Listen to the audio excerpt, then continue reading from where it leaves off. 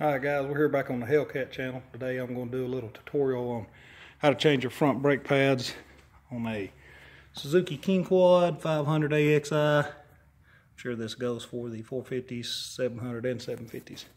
I've already taken a few bolts out of mine, but I'm going to go over step by step of what you need to do this. Okay, the tools we're going to use today consist of C-clamp, Allen head wrench, impact, 17mm socket, 6mm Allen head socket, or the equivalent, whatever an Allen head is equivalent to this, you can use it. I prefer this because it's in a tight place. Okay, and your wrench. So first thing you want to do is put 17mm socket on your tire and we'll take it off. Okay, once you get it off, you're going to see this. Now, like I said, I've already taken some bolts out. The caliper's just sitting here, but I'm going to show you what you'll see. You'll have a bolt, which is back here, and it's going to look like this. It's going to go in right here on the top, and then there's going to be one on the bottom. You want to take both of those out. Okay. Now, something that I learned a while back now, you can actually leave one of these in. I prefer to do it like this. You can do it either way.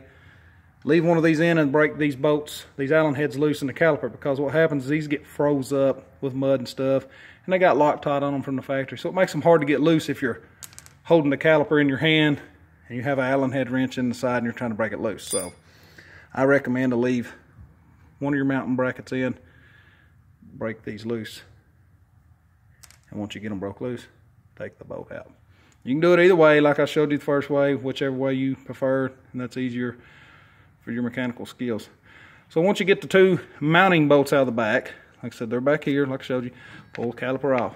Now, like I said, now you have these loose, so go ahead and take them out.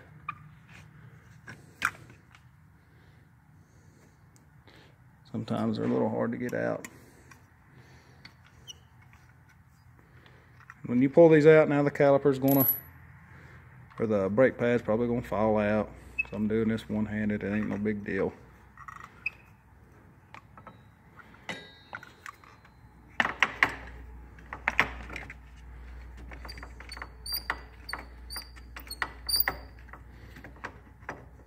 Just pull them out.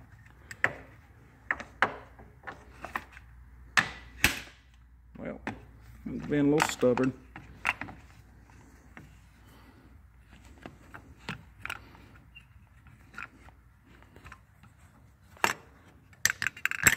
Okay.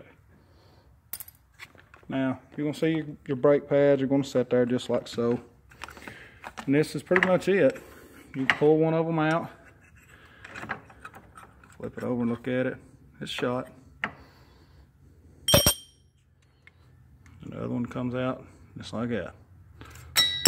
Oops. So when it goes back in, you'll put it back in.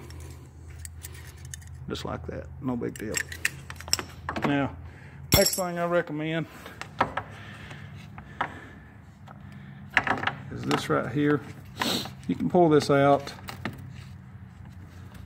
Sometimes they're a little stubborn. Now this slides all the way out. You don't have to take it out.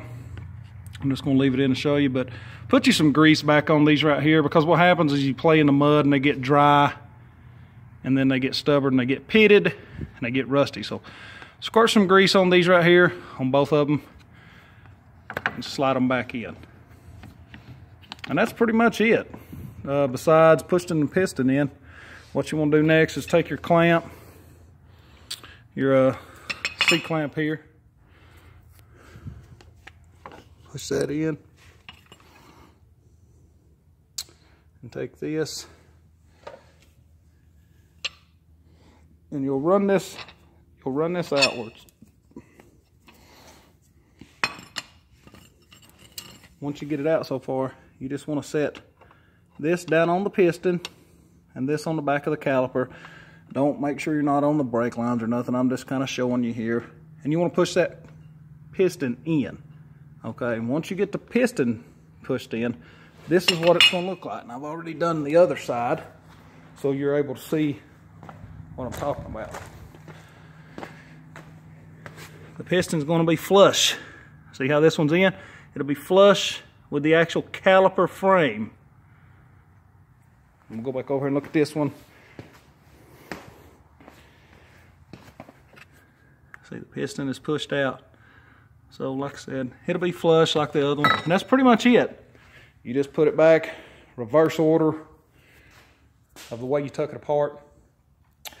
As far as the eBay brake pads go and stuff, I thought about ordering some today. I'd ordered some previously in the past, not for this ATV, but for other ones I've had growing up. They did not seem to last long. The brake fade was real bad on them. Now, if y'all have had good luck with eBay pads, feel free to put it in the comments and share it. I'm probably gonna go to the local Suzuki dealer and just fork out the $65 to $70 for the pads. If you like this video, hit the like button, subscribe, and as always, take care of yourself. Have a good day. Thanks.